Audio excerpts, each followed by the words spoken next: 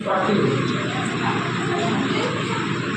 जो मालिक है, जो घोड़े को गुलाम बनाया है, वो चमड़े की पट्टी बांध देता है और उस कारण घोड़े को आसपास की जो घासें हैं वो नहीं दिखाई पड़ती है। उसको सिर्फ अलकतरे की सड़क दिखाई पड़ती है और उसको लगता है कि मेरा जन्म इसी को दौड़ने के लिए हुआ। उस पट्टी को हटा लेना है, वरना ताज जिंदगी हम लोग अलकतरे की सड़क पर मालिक हमारा दौड़ाएगा और हम लोग को हरी घास अपना भोजन मिलेगा।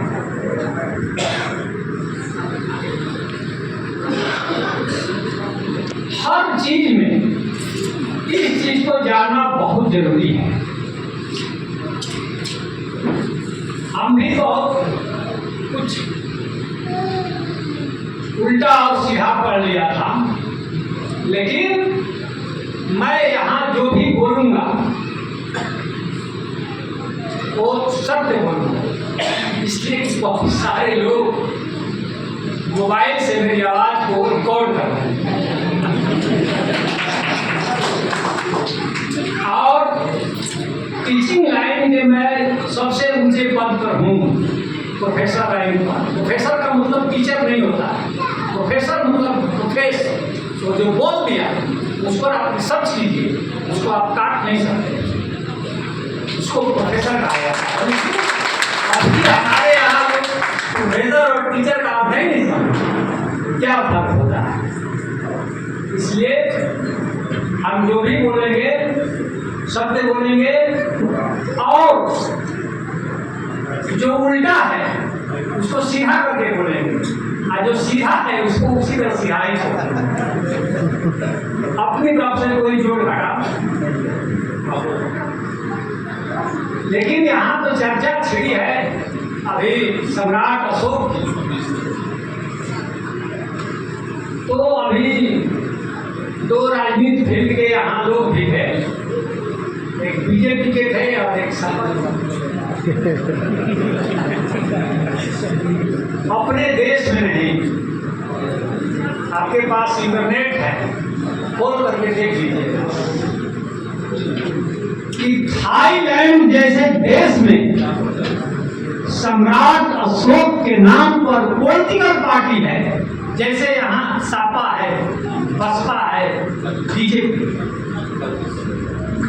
और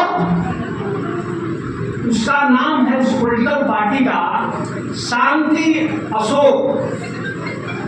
ये पॉलिटिकल पार्टी है थाईलैंड का, और उस पॉलिटिकल पार्टी का आदमी थाईलैंड का उप प्रधानमंत्री बना। सोच लीजिए। और जिस देश में सम्राट अशोक हुए उस देश में सम्राट अशोक के नाम पर एक भी पॉलिटिकल पार्टी नहीं है।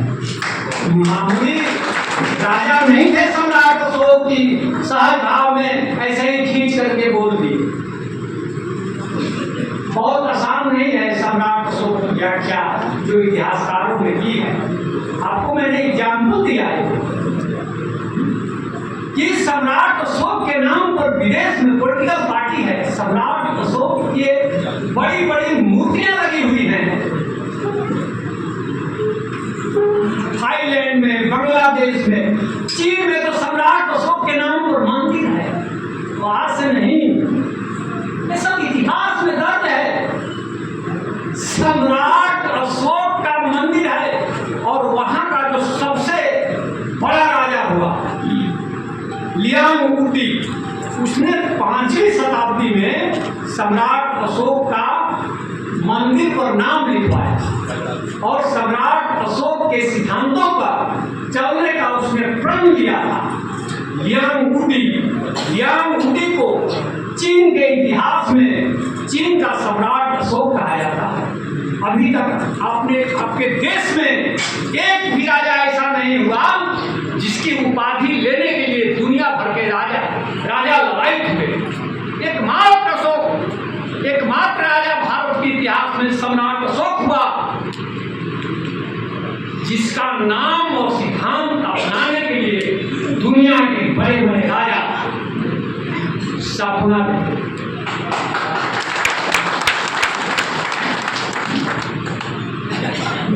चीन नहीं, वियतनाम के एक राजा थे,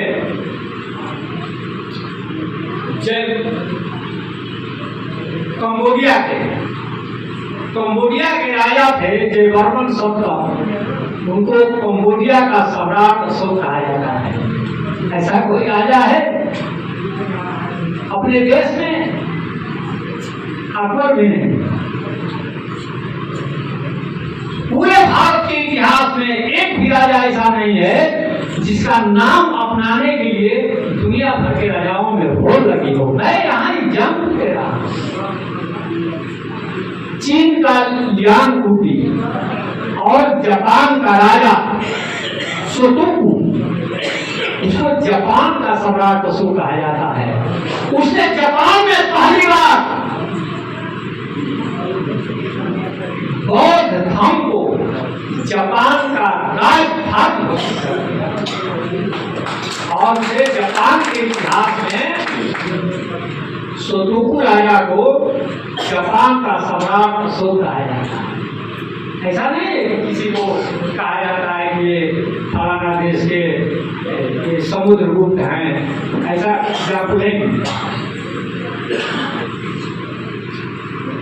एक कंबोडिया के राजा हुए जयवर्मन सप्तम 12वीं शताब्दी में। आज की बात मैं नहीं कह रहा हूं। तो जयवर्मन सप्तम को कंबोडिया का सम्राट अशोक कहा जाता है। आप सोच सकते हैं जिस तरह सम्राट अशोक ने अपने बेटे को बौद्ध धर्म का प्रचार करने के लिए श्रीलंका भेजा था, उसी तरह कंबोडिया के राजा जयवर्मन सप्तम ने अपने बेटे को श्रीलंका भेजा और अस्पतालों की बहुत धर्म है, ये धर्म नहीं है। समय मिलेगा तो इसकी व्याख्या करूंगा, याद दिलाएगा तब, क्योंकि दिमाग में हजारों चीजें आ रही हैं और हजारों चीजें निकल रही हैं। हजार चीजें आ रही हैं एक साथ और हजार निकल रही है, भूले इसमें। तो जयवर्मन सप्तम ने चीन से लेकर बंगाल की खाड़ी तक अस्पतालों की पूरी श्रृंखला बनवाई थी। हजारों अस्पताल।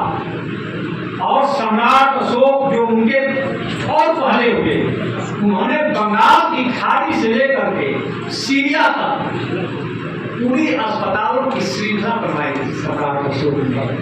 और उसका कारण धम्म था, तथागत बुद्ध का धम्म। तो आप सोच सकते हैं कि तथागत बुद्ध के कारण चीन से लेकर इधर सीरिया तक अस्पतालों की श्रृंखला बनी। एक राजा बर्मा में हुए, उनका नाम था धम्मचेती। तो अभी उस देश को म्यांमार कहा जाता है। तो जो धम्मचेती थे उनको बर्मा के इतिहास में वहां का सम्राट अशोक कहा जाता है। धम्मचेती का शिलालेख आज भी, उसको कल्याणी का इंस्क्रिप्शन कहा जाता है, म्यांमार में आज भी मौजूद है। धम्मचेती ने उसको लिखवाया है। उस अशोक राज का सपना देखा था कि मैं बर्मा में अशोक राज स्थापित करूंगा। ये लिखित है। जिस समय फिरोज शाह तुगलक इसी भारत में 1356 ईस्वी में मारे फिर रहा था कि भाई वो दो पिलर ले आया था, एक दिल्ली में ले आया था, एक टोकरा से और एक मेरठ से 1356 ईस्वी में। बड़े बड़े विद्वानों को बुलाया, देश भर करके राजा था दिल्ली का। कहा कि भाई पढ़ो इस पर क्या लिखा है। उसको क्या मालूम कि सम्राट अशोक का शिलालेख है, इस पर क्या लिखा कुछ पता नहीं था। 1356।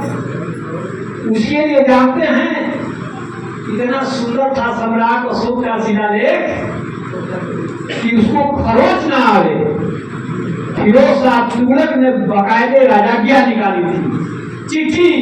उसका जो वित्त मंत्रालय का जो कर्मचारी था अफीफ, उसने अपनी किताब में तारीख फिरोजशाही में यह बात लिखी है, रेशमी रुई मंगवाया था कि जब इस लाख को, सम्राट अशोक के लाख को जब धरती पर गिराया जाएगा तो रेशम की रुई पर इतना सुकुमार बड़े बड़े देश के यहाँ जब आए और सम्राट अशोक के ये पीलर देखे तो कोरिएट मुगल पीरियड में आया था, उसको भ्रम हुआ कि अरे ये तो पीतल का पानी चढ़ा है। पता ही नहीं चला कि हाथी के किले का पत्थर है चुनार का। आप लोग भाग्यशाली हैं, ये चुनार का पत्थर भारत के कोने कोने में व्याप्त है। तो पता नहीं सम्राट अशोक को कौन सा आकर्षण था इस चुनार से कि पत्थर ले गया। तो सोचिए 150 मील केवल ले आना था फिरोज शाह तुगलक को। माइक पर आवाज लगता है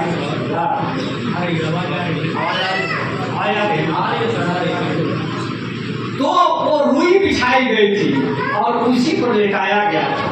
उसको लाने के लिए सम्राट अशोक के पीलर को टोकरा से दिल्ली लाने के लिए 42 पहिए की गाड़ी बनवाई थी और 8400 लोग लगे थे।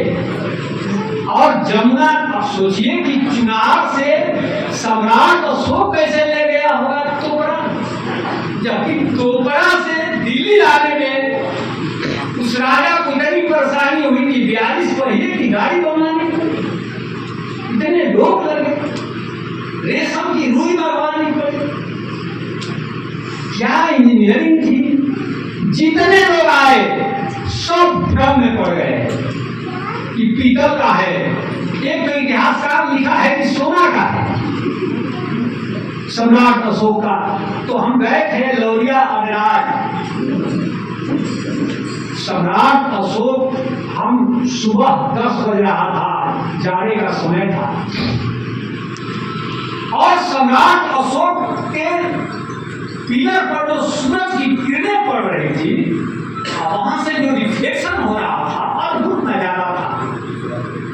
मैंने 2200 साल पहले जिस सम्राट ने पता नहीं कौन सा वो लेप लगाए हैं कि आज तक इंजीनियरों को पता नहीं चल सका ये लेप किस चीज का है।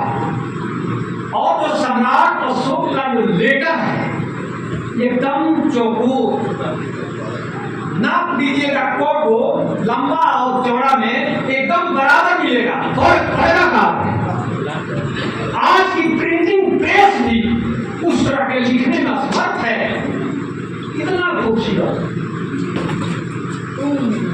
तो बहुत लोगों को एक आदमी को तो लगा कि संगमरमर का पता ही नहीं, तो बाद में पता चला कि चुनाव का नहीं। तो कई 100 साल तक तो ये सारे इतिहासकार भ्रम में थे कि ये है किस चीज का। और एक मुगलकालीन बहुत बड़ा इतिहासकार था, उसने तो लिखा है यह जन्नत से किसी ने ला करके कल्प वृक्ष रोप दिया है 30 बार। यह बात लिखी है। अब उसकी इतनी उपेक्षा हो रही है कि कहीं सम्राट अशोक के पिलर कहीं कहीं झड़ रहे हैं। हम लोग कितने लापरवाह लोग हैं। तो धम्मचेती जो था बर्मा का राजा, उसने सपना देखा था कि बर्मा में अशोक राज आना है। सोच लीजिए कैसा रहा होगा अशोक राज। सुने हैं कि आदमी अहिंसक हो सकता है, लेकिन स्टेट भी अहिंसक हो सकता है। इसका पूरी दुनिया में पहला मिसाल सम्राट अशोक का अशोक राज।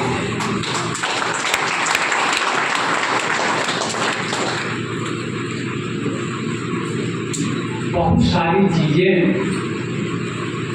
आपको एक कहानी इतिहास बताने में बहुत समय लगेगा कि कैसे पढ़ा गया उसका शिलालेख और कब तक उसको पढ़ा जाता रहा, बीच में कैसे लोग हुआ, फिर कैसे शुरुआत हुआ। लेकिन मैं तो ये कहता हूँ कि जो पढ़ने वाला आदमी था उसका नाम था जेम्स प्रिंसेप। उसी ने पहली बार आधुनिक युग में सम्राट अशोक के लेटर को पढ़ा था। बहुत दुबला पतला आदमी, 39-40 साल में उसकी मृत्यु हो गई। वो 2-3 साल पहले ही पढ़ा था। अगर 2-3 साल चुका होता तो सम्राट अशोक का शिलालेख नहीं पढ़ पाता, इसलिए कि उसकी मृत्यु हो गई 40 साल में। बहुत तेज आदमी था जेम्स प्रिंसेप। उसी ने कर्नासा नदी पर पहली बार पुल बनाया था, जेम्स प्रिंसेप ने, जिसने सम्राट अशोक का शिलालेख पढ़ा। यही नंदेश्वर कोठी पर बनारस में वो आदमी रहता था, घोड़ा से जाता था और पहली बार यूपी और बिहार को कर्नासा नदी पर पुल बना करके जेम्स प्रिंसेप ने जुड़ा। तो जेम्स प्रिंसेप ने जो पहला जो लेटर पढ़ा सम्राट अशोक का, वो क्या पढ़ा? दानम। दानम यही वो पहली बार पढ़ा था 1837 में। क्या? दानम। आप सम्राट अशोक को मामूली समझ रहे हैं, चलिए यहाँ से जीते हैं। देखिए एग्जाम में तो सम्राट अशोक ने दानम लिखवाया,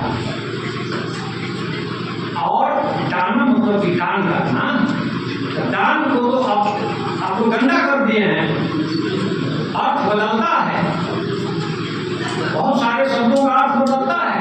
जैसे तिल के रस को ही तेल कहा जाता है, आप सरसों के रस को भी तेल कहते हैं, किसी के तेल को भी रस कहते हैं, मछली का भी तेल बना दिए, मिट्टी का भी तेल। लेकिन तेल शब्द बना है तिल से, जो तिल का रस है नहीं तेल, बाकी 2 नंबर है। तो पढ़ा दानम।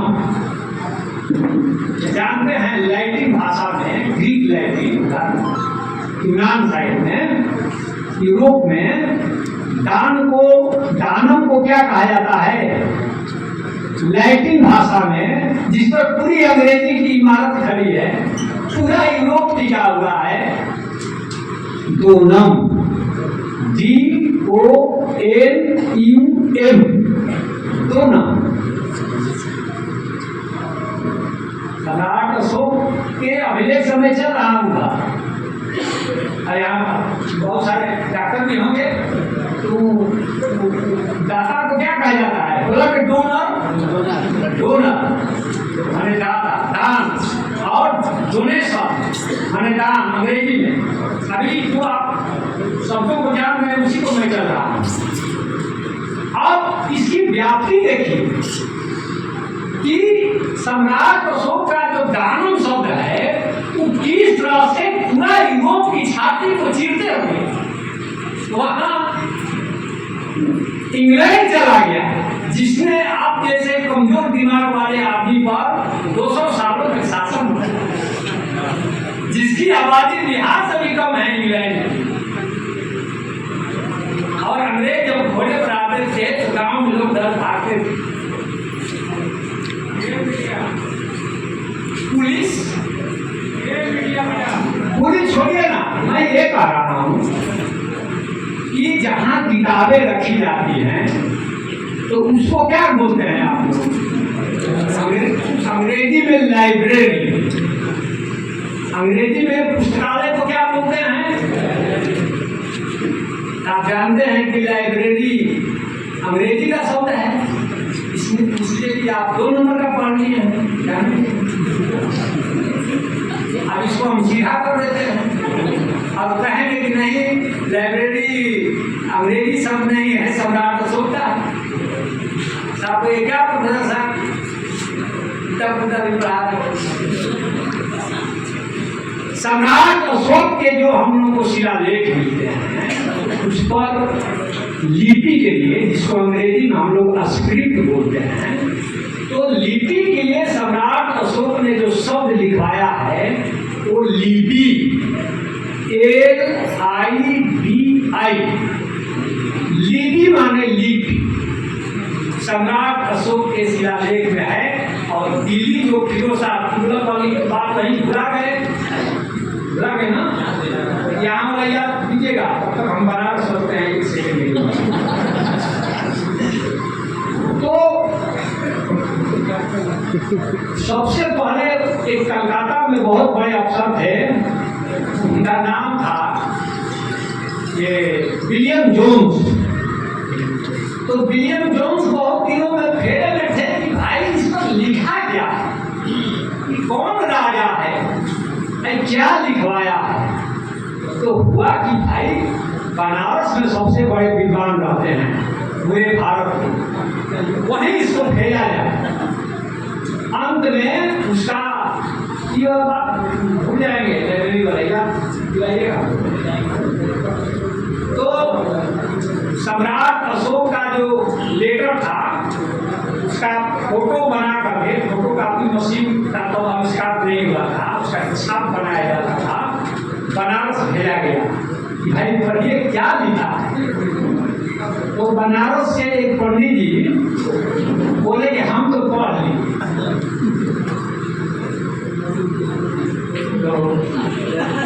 बोले इस पर लिखा है युधिष्ठिर का वनवास, महाभारत की कहानी लिखी है कि पहले से फिल्म का गाना कहा जाता था। सम्राट अशोक का जो पिलर है उसको फिरोजा तुगलक का जो इतिहासकार था अफील, वो लिखा है कि हमारे जमाने में माने 14वीं शताब्दी में उसको फिल्म का गाना कहा जाता था। बहुत बड़े आदमी थे ना, वो आदमी लाठी नहीं लेकर चलेंगे, लाठा लेकर चलते थे।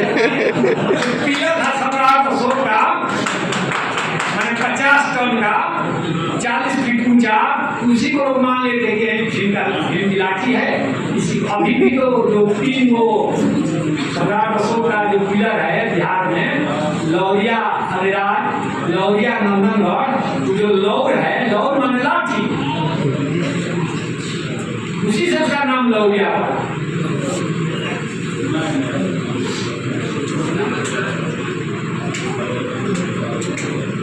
लेकिन कहाँ की बात कहाँ चली जा रही है, क्या है पंडित जी पढ़े, इसमें कुछ बातें छूट गई। मैं कहीं जाना चाह रहा था तो जा नहीं सका, लौट जा रहा हूँ। पढ़ने के लिए बनारस गया था राजा ने भेजा। हाँ, बनारस गया था, वहाँ का प्रसंग छूटा। तो कहा कि भाई इस पर तो लिखा है कि महाभारत की कहानी लिखी हुई है। तो उसने बाद में क्या किया, उसने एक किताब लिखी, इतना जाली आदमी था, किताब लिख दी और उसकी लिपि बना दी। अब तब तक पूरा इतिहासकार और भारत के इतिहास में उसको वहीं पढ़ाया जाता था। यह बात लिखा किसने है बता देते हैं। इसी काशी हिंदू विश्वविद्यालय में हिंदी के प्रोफेसर थे हजारी प्रसाद द्विवेदी। तो हजारी प्रसाद द्विवेदी की जो किताब है हजारी प्रसाद द्विवेदी ग्रंथावली, उसी में ये पूरा प्रसंग है जो मैं बोल रहा हूँ, उसको वहाँ पर पढ़ सकते हैं, राजकमल से किताब से। तो कैसे कैसे शिलालेख पढ़ा गया, इस पर अभी थोड़ी सी और चर्चा करेंगे। लेकिन अभी थोड़ी सी बात वहाँ जो मैं लाइब्रेरी का छोड़ गया हूँ वहाँ चलता हूँ। वहाँ मैं कह रहा था कि सम्राट अशोक ने लिपि के लिए लिपि शब्द लिखवाया है, LIBI।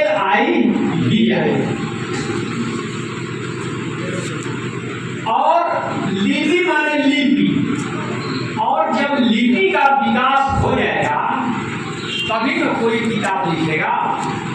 लिपि नहीं रहेगी किताब कैसे लिखिएगा। तो किताब तब बनी होगी जब लिपि का आविष्कार हुआ होगा। तो लिपि सम्राट अशोक का लिपि माने लिपि, और लैटिन भाषा में किताब को कहा जाता है लिबर, LIBER। लीवर, लीवर माने किताब होता है लैटिन भाषा में। और जहां जब किताब लिख दी जाएगी तभी ना किताब रखिएगा किसी रूम में, तो लाइब्रेरी बनेगी। उल्टा मत चलिए, सीधा चलिए। पहले लिपि बनेगी तब आप किताब लिखिएगा, और जब किताब लिख दीजिएगा तब तो लाइब्रेरी बनेगा। कि पहले लाइब्रेरी बना दीजिएगा तब किताब लिखिएगा। क्या हो गया? अब देखिए कहाँ से किधर जा रहा है, ऐसे जा रहा है। अब ये तय हुआ कि सम्राट अशोक के थ्रू ग्रीक लैटिन होते हुए लाइब्रेरी ऑफ इंग्लैंड पहुंचा, इंग्लैंड। और ये यूरोप बहुत जगह हुआ देश कभी नहीं रहा। इसके पहले आप ज्यादा जगह हुए थे। हम तो कहते हैं कि ये यूरोप वाले लोग, यूरोप में तो कभी औद्योगिक क्रांति बहुत बाद में हुई ना, वहां केपलर, गैलीलियो, न्यूटन तब पैदा हुए। 16वीं शताब्दी के बाद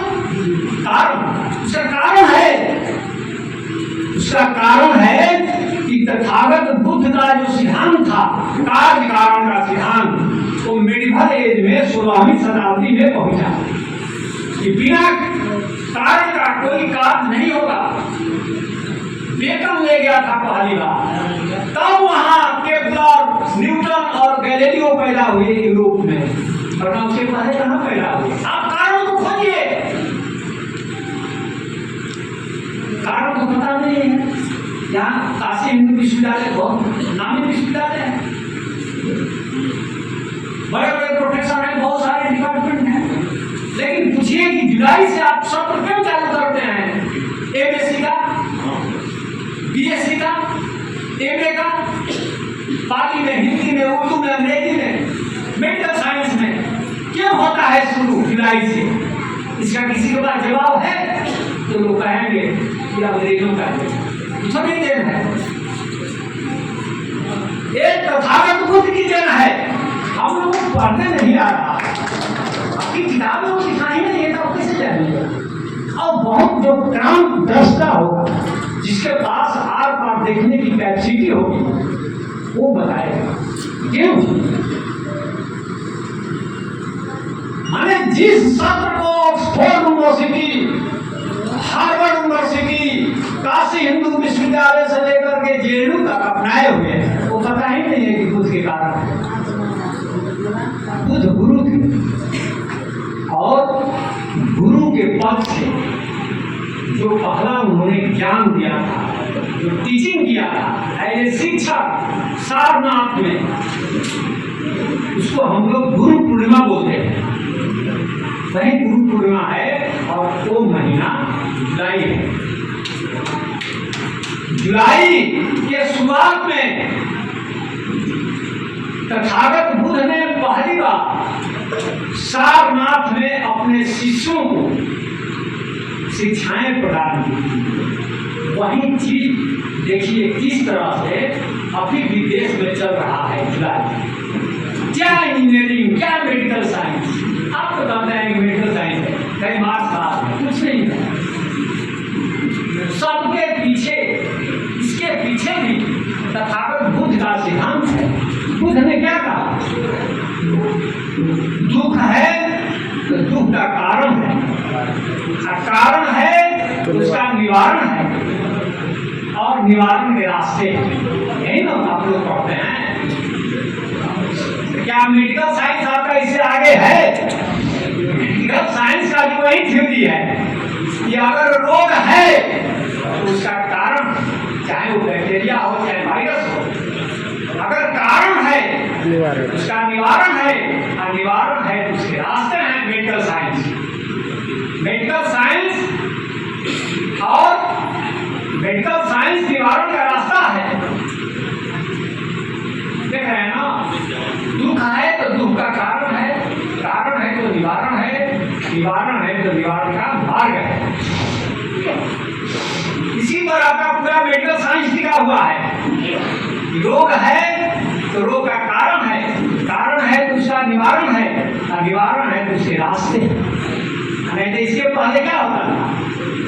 उठाई सुताई झाड़ फूंक टोना तारीख दैवीय सिद्धांत, पूरा यूरोप, पूरा अमेरिका तो बाद में बहुत है, यही जानता था। ये तो तथागत बुद्ध का जब थ्योरी आया, 7 कारण का सिद्धांत, तब वो ये मेडिकल साइंस का डेवलप हुआ। मार्क्स बाद आधुनिक युग में आया। मार्क्स क्या था? मार्क्स यही कहा कि गरीबी है, गरीबी का कारण है। गरीबी का कारण मार्क्स क्या बता रहा है? मैंने पूंजीपतियों द्वारा सर्वहारा वर्ग का शोषण। गरीबी है, गरीबी का कारण है तो निवारण है, निवारण है तो उसके रास्ते क्रम।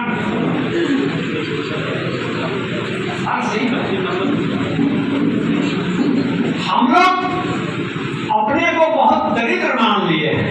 अरे जिसके पास तथागत बुद्ध जैसा फिलोसफर हो, जिसके पास सम्राट अशोक जैसा राजा, वो आदमी बार बार जाकर के भीख मांगे, आश्चर्य की बात है। जिस मार्ग पर बुद्ध के दुनिया भर के लोग चल रहे हैं, उसके वंशज इतिहास में भीख मांगेगा।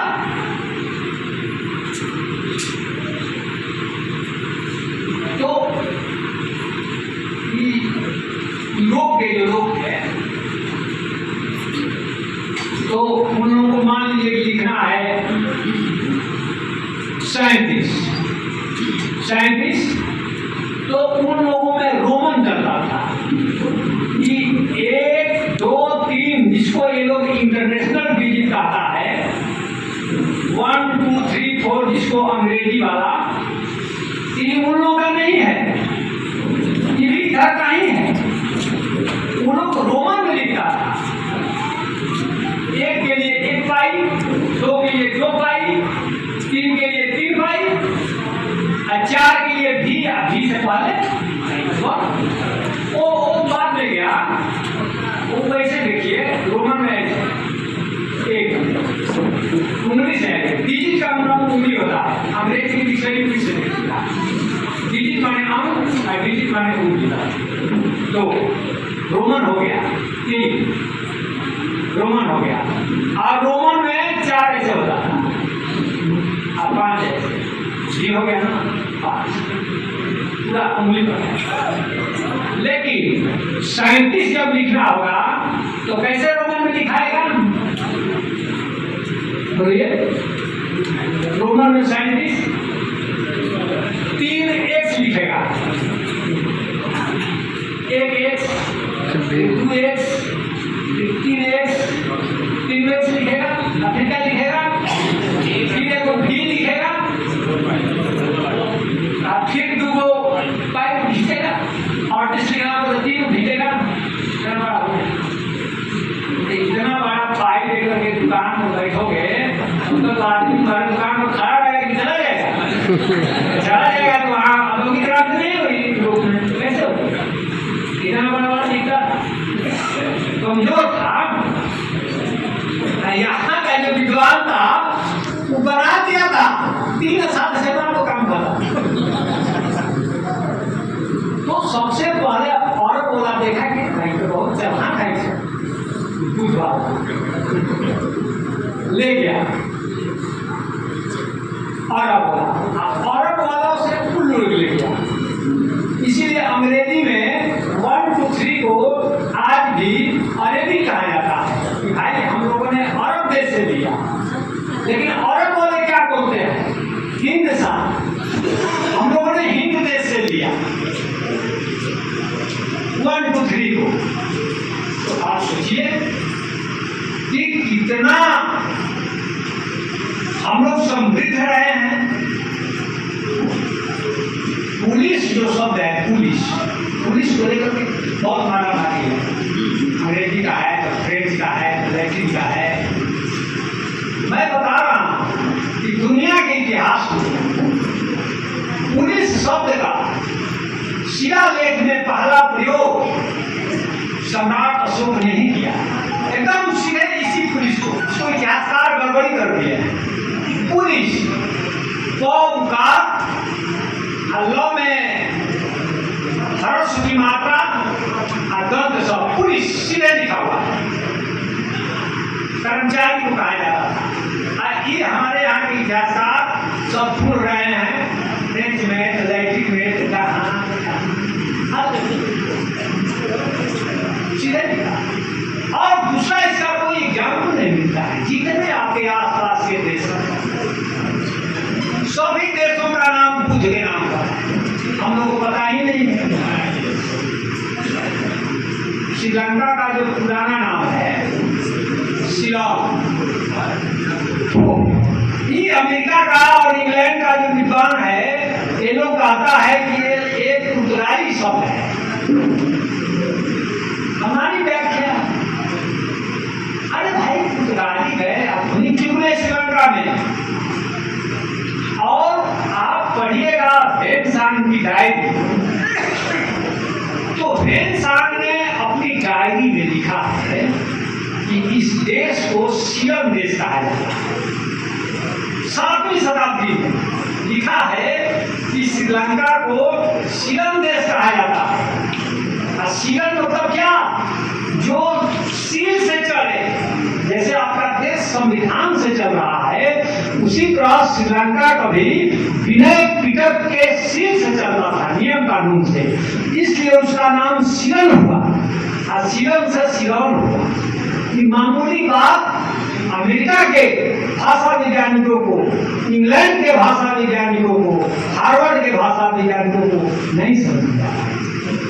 आज हार्वर्ड ऑक्सफोर्ड भूल गया, नहीं तो नालंदा यूनिवर्सिटी का कितना क्रेज था आप जानते हो। मामूली यूनिवर्सिटी नहीं था, उस नाम को लूटने के लिए दुनिया भर के कोने कोने में नालंदा यूनिवर्सिटी बनाया गया। तब के जमाने में जिस समय इन लोगों का जन्म ही नहीं हुआ था, बहुत सारे विश्वविद्यालय का विदेशों का, 8वीं और 10वीं शताब्दी में नालंदा महाविहार बना श्रीलंका में। 15वीं शताब्दी में नालंदा महाविहार बना तिब्बत में। 18वीं शताब्दी में नालंदा महाविहार बना भूटान में। और 21वीं सदी में नालंदा महाविहार बना है जापान में। इतना देश था जिस यूनिवर्सिटी का, मामूली देश से आप आदमी नहीं है, आपको भले अपना इतिहास नहीं पता है। जितना इतिहास लिखा गया है यूरोप में, तो पहले तो दैवीय सिद्धांत पर इतिहास लिखे जितने यूरोप के बड़े बड़े इतिहासकार हुए, जिसका नाम आप लोग गाजे बाजे के साथ पता नहीं कैसे कैसे लेते हैं। ये इतिहासकार हुए, वो इतिहासकार हुए, ये सब दैवीय सिद्धांत पर चलता था, इतिहास पर लिखता था। भाई लड़ाई हुई, इतनी फौज मारी गई, इधर 2 लाख मारे गए, इधर 3 लाख मारे गए, इतनी तलवारें थे, इतने घोड़े थे, इतने हाथी थे, हो गया। एक दैवी सिद्धांत था कि तथागत बुद्ध का जब छिड़ी गया कार्य कारण का सिद्धांत, तब हमारे इतिहास में परिवर्तन हुआ। ये पूरा यूरोप सीखा और यूरोप से लौट करके फिर यहाँ है, लेकिन वो बात कहीं और काम कर रहे थे।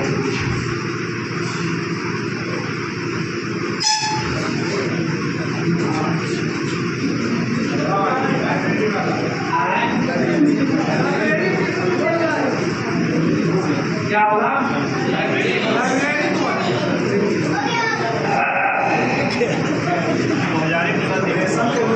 अशोक की जो चीजें हैं किस तरह से देश दुनिया में फैली हुई है।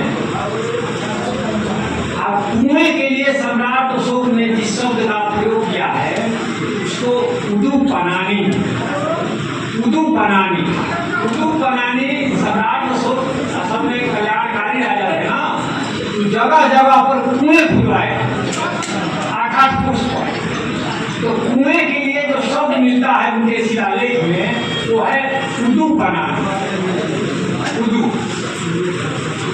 उदू माने पानी। और देखिए ध्यान दीजिए कि लैटिन भाषा में आज भी पानी को कुदुस बोलते हैं, कुदुस। अब देखिए सम्राट अशोक से ही वो शब्द दिया लैटिन भाषा में। कुएं को सम्राट अशोक ने लिखाया कुदू बनानी। ये जो संस्कृत वालों ने जो शब्द लिया है पानी के उदक, ये यहीं से है। रूस वाले ने जो पानी के लिए शब्द लिया है ओद, रशियन भाषा में पानी को ओद कहा जाता है, वो उदक ही है।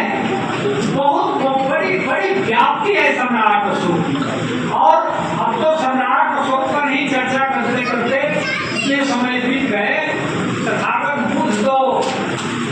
बुद्ध पर से चर्चा होगी तो बात बहुत दूर तक चली जाएगी और घंटों लग जाएगी। बहुत सारी चीजें हम लोगों ने उल्टी पढ़ ली। अब इस सबको सीधा करने की जरूरत है और बातें बहुत हैं, बातें खत्म नहीं होंगी। मैं चाहता हूँ बात खत्म कर दें। सर, चर्चा